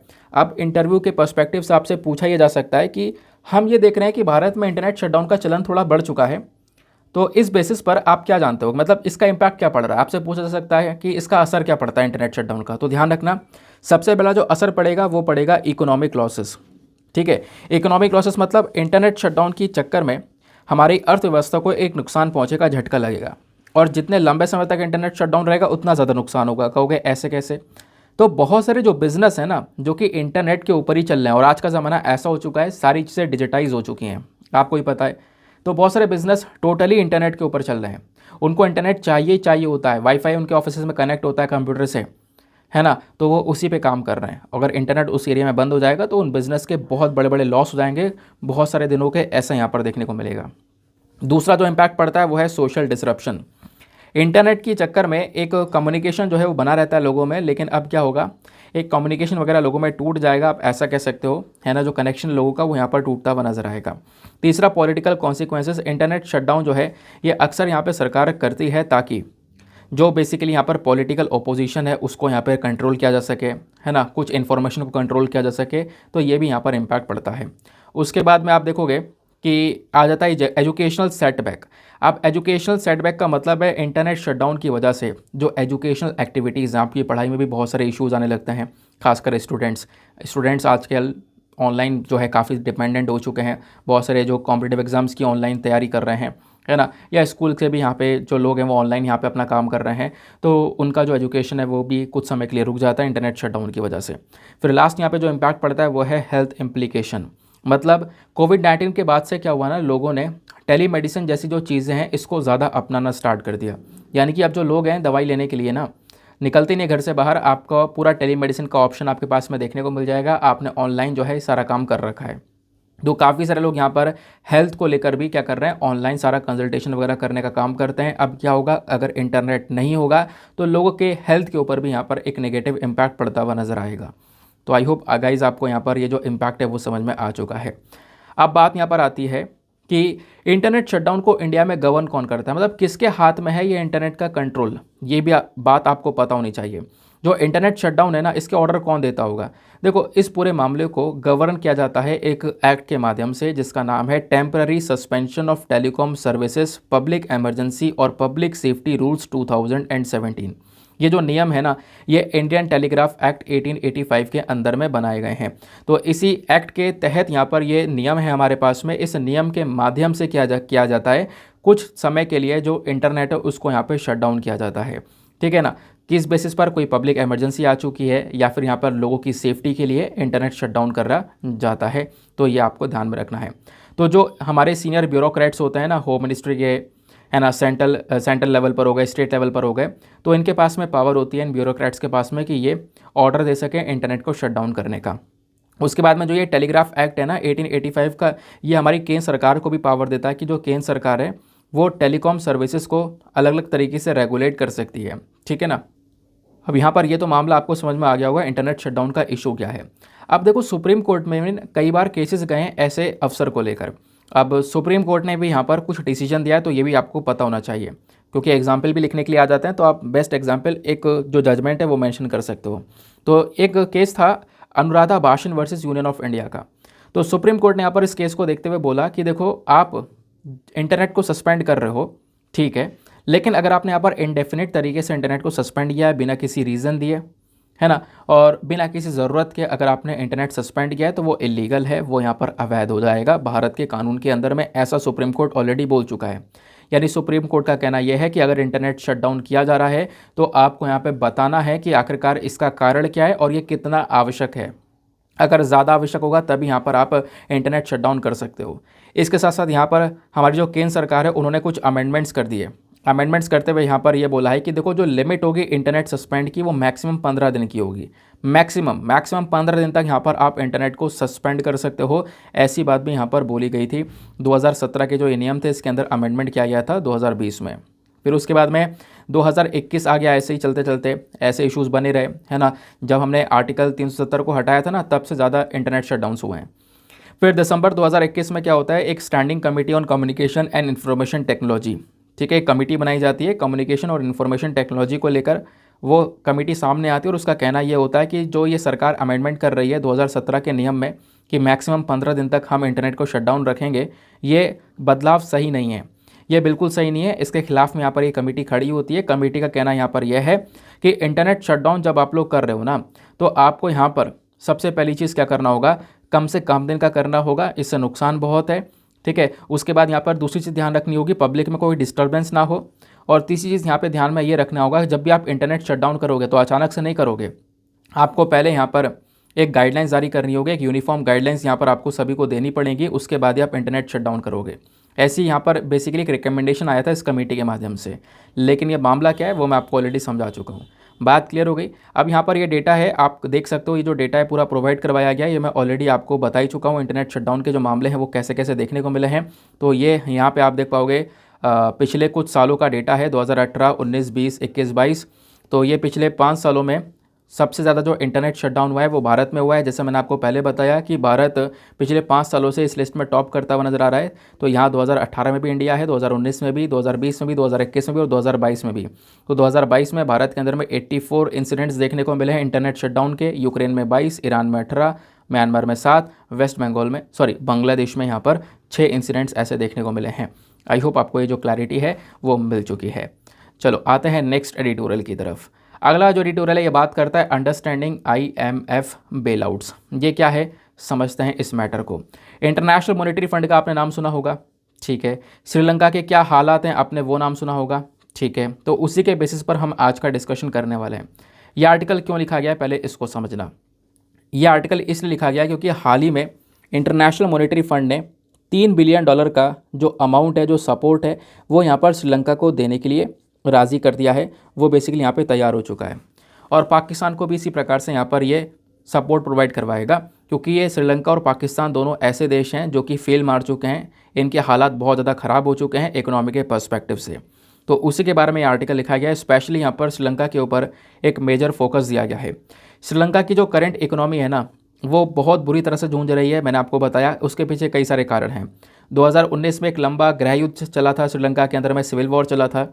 उस सिविल वॉर के ख़त्म होने के बाद में जो सरकार है ना, उन्होंने क्या किया, फोकस किया है डोमेस्टिक प्रोडक्शन के ऊपर में। उस गृह युद्ध के बाद में श्रीलंका की सरकार ने केवल और केवल फोकस किया कि उनके देश में ही सामानों का उत्पादन किया जाए। अब इससे क्या हुआ कि उन्होंने ना लोकल प्रोडक्शन के ऊपर मेन फोकस किया, एक्सपोर्ट के ऊपर फोकस करना भूल गए। तो एक्सपोर्ट इन्होंने करना भूल गया, एक्सपोर्ट कुछ किया नहीं, केवल अपने यहाँ पे प्रोडक्शन करना स्टार्ट किया और कोई सामान की ज़रूरत पड़ती रही तो अलग अलग देशों से मंगाते रहे। इससे क्या हुआ कि कुछ ही सालों के अंदर में जो श्रीलंका है ये दूसरे देशों के ऊपर पूरी तरह से निर्भर हो गया। बहुत सारा जो सामान है, मेन जो सामान है इनका ना, वो इसमें ये लोग इम्पोर्ट ही करते हैं। ज़्यादातर सामान ये लोग इम्पोर्ट करते हैं। क्यों? क्योंकि अपनी गलती की वजह से, क्योंकि इन्होंने एक्सपोर्ट के ऊपर शुरू से ध्यान नहीं दिया। फिर 2019 आ गया। 2019 में आप देख पाओगे श्रीलंका की सरकार ने एक और काम किया, इनकम टैक्स लोगों के काट दिए, इनकम टैक्स में कटौती कर दी। यानी कि अब जो है इनकम टैक्स लोग थोड़ा सा कम पे करेंगे। अब इनकम टैक्स कम पे करेंगे, इसका मतलब सरकार के पास में पैसा कम आएगा, क्योंकि सरकार का जो मेन कमाई होती है, किसी भी देश की जो सरकार की मेन कमाई होती है वो यहाँ पर कर से होती है, टैक्स से होती है। अब यहाँ पर इनकम टैक्स कट करने के बाद में लोगों ने यहाँ पर टैक्स कम पे किया, जिससे सरकार का जो रेवेन्यू है वो बहुत ज़्यादा कम हो गया। ठीक है, अब बहुत ज़्यादा कम हो गया। पहले से ये देश सफ़र कर रहा था, अब रेवेन्यू भी कम हो गया। सरकार के पास में कोई पैसा है ही नहीं लोगों के पास में खर्चने के लिए, क्योंकि उनकी कमाई कम हो गई। फिर 2021 में आप देख पाओगे श्रीलंका ने एक और हरकत कर दी। इन्होंने अपना दिमाग ना बहुत तेज़ी से दौड़ाया और ये सोचा कि हम दुनिया में एक ऐसा देश बन जाएंगे जो कि खेती बाड़ी करेंगे लेकिन बिना केमिकल फर्टिलाइज़र के, बिना कोई केमिकल खाद के, बेहतरीन तरीके की, बेहतरीन क्वालिटी का यहाँ पे खेती बाड़ी करने वाले हैं, ऑर्गेनिक फूड का प्रोडक्शन करने वाले हैं। ऐसा उन्होंने यहाँ पर दिमाग में डाला और डालने के बाद में तुरंत इसको लागू कर दिया। बिना क्या इसका परिणाम होगा, बिना सोचे समझे यहाँ पे इन्होंने एक रात में ये लागू कर दिया और केमिकल फर्टिलाइज़र के ऊपर बैन लगा दिया कि अब किसी भी देश से कोई फर्टिलाइज़र, कोई खाद नहीं मंगाया जाएगा। अब इन्होंने जैसे बैन लगाया ना, इनकी फसलें सारी बर्बाद हो गई। फसलों का प्रोडक्शन इतना हुआ ही नहीं। यहाँ पे खाना वैसी भुखमरी चल रही थी, अब खेतों ने खाना प्रोड्यूस करना बंद कर दिया, यानी फसलें प्रोड्यूस करना बंद कर दिया, क्योंकि खाद वगैरह यहाँ पे यूज़ नहीं की जा रही है। ठीक है। तो इससे क्या हुआ, मैसिव क्रॉप फेलियर हुआ, खाद की कमी की वजह से यहाँ पर क्या हुआ, जो फसल है उसमें भी कमी आ गई, तो फूड की कमी हो गई श्रीलंका में। तो ये यहाँ पर आप देखने को मिलेगा। फिर अचानक से उन्होंने बहुत सारा जो केमिकल फर्टिलाइज़र है वो मंगाया, फिर उसका यूज़ किया। ठीक है। अब क्या हुआ, ये हालात ख़राब हो गए ना, इस चक्कर में श्रीलंका इकोनॉमिक क्राइसिस में चला गया। अब इकोनॉमिक क्राइसिस में कैसे चला गया, तो लगभग कह सकते हो श्रीलंका में ना 22 मिलियन से ज़्यादा ऐसे लोग हैं जिनकी क्षमताएं रोज़मर्रा में जो हम ज़िंदगी में सामान यूज़ करते हैं ना, रोज़ खाने पीने का सामान जो यूज़ कर रहे हैं वो सामान भी नहीं खरीद सकते। 22 मिलियन लोगों की हालत ऐसी हो चुकी है कि वो रोज़मर्रा ज़िंदगी का सामान भी यूज़ नहीं कर सकते, रोज़मर्रा ज़िंदगी का सामान यूज़ नहीं कर सकते, खरीद ही नहीं पा रहे हैं। ये उनकी कैपेबिलिटीज़ ही ख़त्म हो चुकी हैं। सरकार के ऊपर में पता है कितना लोड है, लगभग 51 बिलियन डॉलर, मिलियन नहीं 51 बिलियन डॉलर का उधार यहाँ पे श्रीलंका की सरकार के ऊपर में, जिसका पेमेंट करना है, ये लोन चुकाना है अलग अलग देशों के, और लोन के साथ में ब्याज भी चुकाना है, खाली लोन थोड़ा चुकाना है, ब्याज भी देना है। ठीक है। तो ये हालात यहाँ पर हो चुके हैं। तो इनकी जो देश की करेंसी है वो 80% से कोलैप्स कर चुकी है, पूरी तरह से ख़त्म हो चुकी है। जो महंगाई है वो अपने उच्च स्तर पर है। इन्फ्लेशन यहाँ पे 57% के आसपास पहुँच चुका था मई 2022 के अंदर में। ठीक है। अब क्या हो रहा है, इतनी ज़्यादा महंगाई, इतना सब कुछ हो गया, तो लोगों से यहाँ पर लोगों को थोड़ा बहुत सपोर्ट करने के लिए वहाँ की सरकार ने एक और कदम उठाया। लोगों के लिए जो बिजली वगैरह वो कम कर दी। अब ये सपोर्ट कैसा हो गया, हाँ तो बिल्कुल एक गलती यहाँ पर यूज़ किया हुआ। जैसे ही यहाँ पर इनकी कमाई ख़त्म हुई ना, अब ये लोग बिजली वगैरह उत्पादन नहीं कर पा रहे हैं, तो यहाँ पर बिजली काट दी गई सभी लोगों की, ये एक हरकत की। फिर उसके बाद में एनर्जी को बचाने के लिए, तेल बचाने के लिए श्रीलंका ने जो स्कूल्स वगैरह है वो सारे बंद कर दिए, स्कूल भी शट डाउन कर दिए। ठीक है। अब स्कूल भी शट डाउन कर दिए क्योंकि खर्चा लगेगा वहाँ पर। तो इस चक्कर में आप देख पाओगे ये हालात श्रीलंका के और ज़्यादा बेकार हो गए। अब जब यहाँ पर इनके हालात बहुत ज़्यादा बेकार हो गए तो यहाँ पर इनको एक रास्ता दिखा, इंटरनेशनल मॉनेटरी फंड, इसका गेट नज़र आया। क्योंकि इंटरनेशनल मॉनेटरी फंड एक ऐसी बॉडी है जिसका काम है इंटरनेशनल लेवल पर मॉनेटरी स्टेबिलिटी को मेंटेन करना, यानी कोई देश डूब रहा है तो उसको यहाँ पर सपोर्ट करके बचाना। तो सितंबर 2022 में इंटरनेशनल मॉनेटरी फंड और श्रीलंका दोनों मिलकर यहाँ पर एक एग्रीमेंट पर पहुँचते हैं, जहाँ पर श्रीलंका जो है ना वो ये बोलता है कि हमें थोड़ा सा एक्सटेंडेड फंड फैसिलिटी प्रोवाइड करवाई जाए। तो इस फैसिलिटी के अंदर में $3 बिलियन का जो अमाउंट है वो इंटरनेशनल मॉनेटरी फंड ने बोल दिया है कि हम श्रीलंका को $3 बिलियन दे सकते हैं। और वह ऐसे नहीं दे रहे हैं, यहाँ पर बेसिकली अलग अलग कंट्रीज़ ने अप्रूवल दिया है। किसने, तो यहाँ पर मैं आपको दिखाता हूँ, एक सेकंड रुक जाओ। तो यहाँ पर आपको देखने को मिलेगा वह है चाइना, इंडिया, जापान, ये 3 देशों ने बोला है इंटरनेशनल मॉनेटरी फंड से कि आप यहाँ पर पैसा दे दो श्रीलंका को। तब जाकर IMF ने यहाँ पर ये जो पैसा है ये देने के लिए राज़ी हुआ है। तो श्रीलंका को यहाँ पर थोड़ा पैसा मिल रहा है, ये सपोर्ट मिलेगा ताकि यहाँ पर जो अपना ये डेट वगैरह है इसको थोड़ा सा उतार सकें और अपनी इकोनॉमी को थोड़ा सा ग्रो कर सकें। तो ये जो पैसा मिल रहा है ये एक्सटेंडेड फंड फैसिलिटी के तहत मिल रहा है। तो ये एक्सटेंडेड फंड फैसिलिटी क्या है, और थोड़ा सा यहाँ पर इसको भी डिस्कस कर लेते हैं। तो ये एक लैंडिंग फैसिलिटी है। ठीक है। यानी कि इंटरनेशनल मॉनेटरी फंड बेसिकली इस तरीके से एक पैसा देता है। ठीक है ना। इस फैसिलिटी को यूज़ करता है यहाँ पर इंटरनेशनल मॉनेटरी फंड, ताकि अलग अलग देशों को थोड़ा बहुत पैसों का सपोर्ट मिल जाए, और वो जो देश है जो कि यहाँ पे कहीं ना कहीं कमज़ोर हो चुका है, उसका बैलेंस ऑफ पेमेंट बेकार हो चुका है, यानी कि व्यापार वगैरह उस देश में ख़त्म हो चुका है, कमाई वगैरह ख़त्म हो चुकी है, तो उसको सपोर्ट करने के लिए ये EEF एक्सटेंडेड फंड फैसिलिटी का यहाँ पर यूज़ किया जाता है। इसके लिए एलिजिबिलिटी क्या है, तो जितने भी कंट्रीज़ हैं, यानी कि इंटरनेशनल मॉनेटरी फंड के जितने भी मेंबर्स हैं, अगर वहाँ पे हालत ख़राब हो जाते हैं तो कहीं ना कहीं यहाँ पर उनको ये फैसिलिटी जो है वो प्रोवाइड करवाता है IMF। समझ में आई बात। उसके बाद में यहाँ पर आपको ध्यान अच्छे मैं आपको बता ही चुका हूँ कि हालत ख़राब होगी कंट्री की तभी यहाँ पर दिया जाएगा। और ये जो पैसा है ये बेसिकली यहाँ पर अप्रूव किया जाता है 3 सालों के लिए। उसके बाद में धीरे धीरे यहाँ पर आपको 10-12 साल का टाइम मिल जाएगा। आप धीरे धीरे कुछ इंस्टॉलमेंट में, यानी कि वो जो देश जिसने पैसा लिया है वो चुका सकता है। सवाल यहाँ पर यह है कि क्या भारत ने आज तक पैसा नहीं लिया इंटरनेशनल मॉनेटरी फंड से। देखो, भारत को भी पहले पैसे की ज़रूरत पड़ी है। 1980 में इंडिया ने $3.9 बिलियन जो है वो बोरो किए थे, वो यहाँ पर उधार लिए थे। ठीक है। जब यहाँ पर इंडिया के हालात थोड़े से ख़राब हुए थे, लेकिन बीच में यहाँ पर सरकार ने मतलब पूरा अमाउंट नहीं दिया क्योंकि हमारी इकोनॉमी रिकवर होनी स्टार्ट हो गई थी। फिर 1991 में इकोनॉमिक जो क्राइसिस आया था उस दौरान भी भारत ने $2.2 बिलियन जो है इंटरनेशनल मॉनेटरी फंड से लिया था 1991 से लेकर 1993 के बीच में। फिर उसके बाद में यहाँ पर जैसे हमारी इकोनॉमी ग्रो हुई, हम लोगों ने सारे पैसे चुका दिए हैं। ठीक है। अब यहाँ पर जो है इंडिया की जो इकोनॉमी है वो काफ़ी हद तक इम्प्रूव आपको देखने को मिल जाती है। समझ में आई बात। तो ये था पूरा का पूरा इंटरनेशनल मॉनेटरी फंड का पूरा bail out package. I hope आपको जो क्लैरिटी है वो मिल चुकी है, कैसे दिया जाता है वो आपको यहाँ पे समझ में आ चुका है, और क्यों यहाँ पर हेल्प करता है कंट्री की IMF ये आपको समझ में आ चुका है, और श्रीलंका में क्या हुआ है जिसके चक्कर में उसको सपोर्ट की आवश्यकता है वो आपको क्लियर हो चुका है। मेंस का क्वेश्चन हम डिस्कस कर ही चुके हैं। तो ये था आज का हमारा overall discussion. I hope guys आपको एक क्लैरिटी मिल चुकी है। ठीक है, अब फ्रंट पेज आप देखोगे तो यहाँ पर जो छोटे छोटे आर्टिकल हैं, ये दोनों आर्टिकल वही हैं जो कि अभी हमने कवर किया है। चेनाब ब्रिज के बारे में समझा है, उसके बाद में इधर हमने सैटेलाइट के बारे में समझा है, वो सेम आर्टिकल हैं जो अभी हमने थोड़ी देर पहले कवर कर लिए हैं। ठीक है, नाउ फटाफट हम लोग अब अपने प्रीलिम्स वाले क्वेश्चन को देखते हैं। तो यहाँ पे आपसे सवाल पूछा गया था कि जो वेस्ट टेक्सास इंटरमीडिएट जो ये टर्म है ना, ये कभी कभी न्यूज़ में देखने को मिलती है। ये टर्म बेसिकली किस चीज़ से रिलेटेड है? तो आपको पता होगा, मैंने कई बार आपको कच्चे तेल के बारे में पढ़ाया है, क्रूड ऑयल के बारे में। तो इसका सही उत्तर भी क्रूड ऑयल ही है। ठीक है, तो वेस्ट टेक्सास इंटरमीडिएट क्या है? बेसिकली एक प्रकार का कच्चा तेल है, एक प्रकार का क्रूड ऑयल है, यहाँ पर ध्यान रखना। ठीक है, जो कि यूएसए में पाया जाता है। तो ये तो वेस्ट टेक्सास इंटरमीडिएट है। दूसरे प्रकार का जो तेल होता है वो ब्रेंट है। आपको पता होगा ब्रेंट क्रूड ऑयल और डब्ल्यूटीआई, ब्रेंट और डब्ल्यूटीआई के बीच का क्या डिफरेंस है वो मैंने आपको कई बार समझा रखा है। नाउ इसी के साथ में करते हैं हम लोग अपने लेक्चर को समाप्त और मिलते हैं आप लोगों से अगले वीडियो में। आज के लिए bye bye, have a nice day, thank you and जय हिंद।